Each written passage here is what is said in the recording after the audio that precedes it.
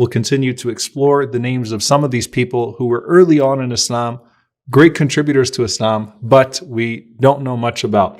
So I've been asked so many times, when are we going to talk about Khalid radiallahu ta'ala anhu? And of course, that means Khalid ibn al-Walid radiallahu ta'ala anhu. And he deserves a huge lesson, right? We're going to definitely elaborate on the life of Khalid ibn al-Walid radiallahu anhu, but that's probably going to be much later on in the series if Allah gives us life, because Khalid ibn al-Walid, of course, embraced Islam much later on in Islam.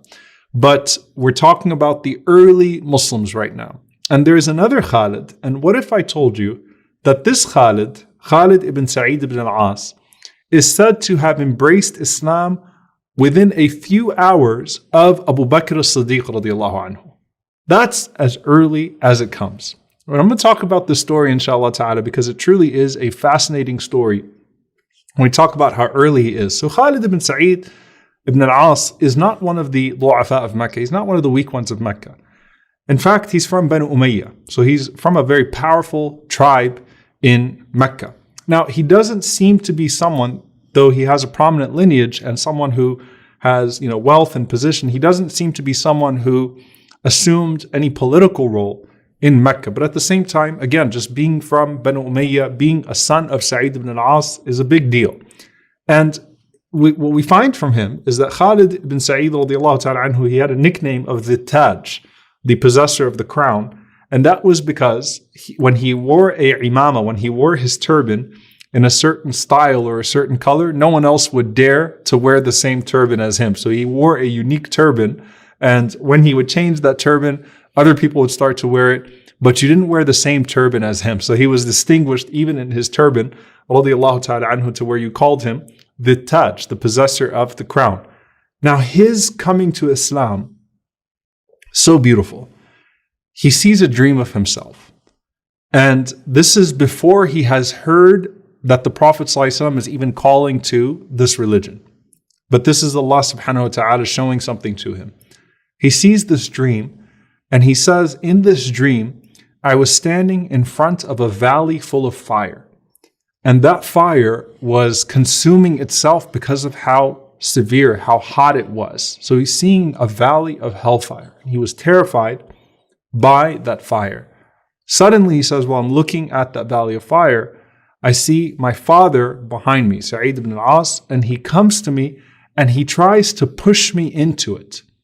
And when I resist, he literally starts to wrestle with me and he tries to throw me into that fire.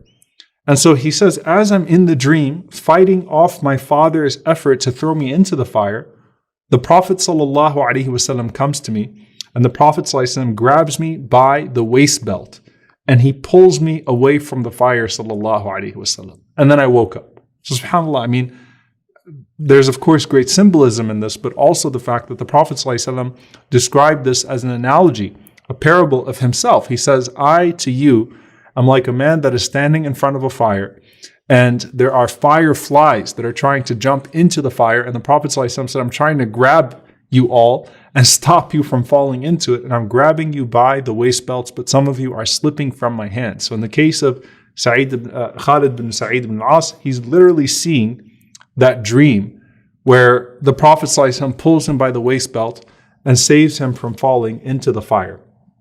So when he wakes up from that dream, he leaves his house. He knows Muhammad ibn Abdullah sallallahu alaihi wasallam, but he hasn't even heard of a new religion.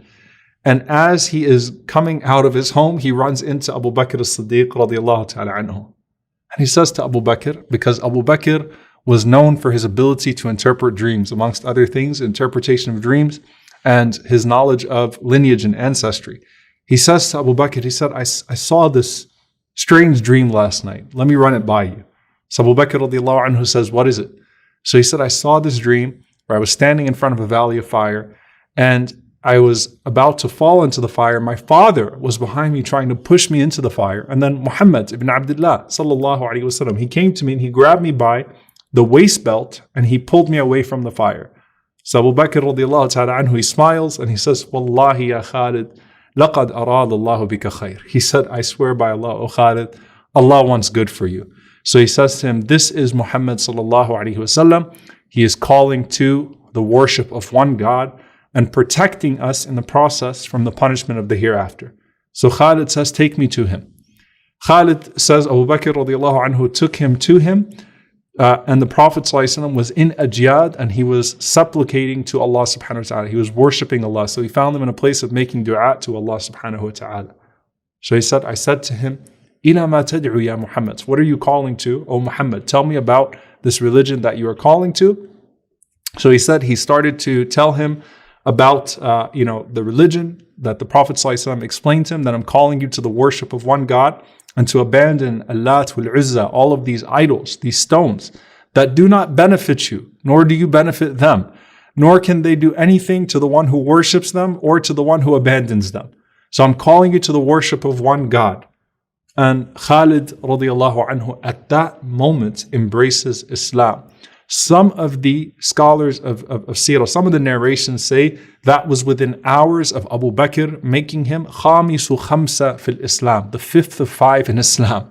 So after Ali and Abu Bakr, after Khadija, Abu Bakr, Ali, may Allah be pleased with them, that he is the very next person to embrace Islam, but that his Islam was on the same day of Abu Bakr as-Siddiq radiallahu ta'ala anhu. I mean, that is incredible, right? I mean, how early on and how blessed is he to have seen that dream that night and what Allah subhanahu wa ta'ala wanted for him as a result of that.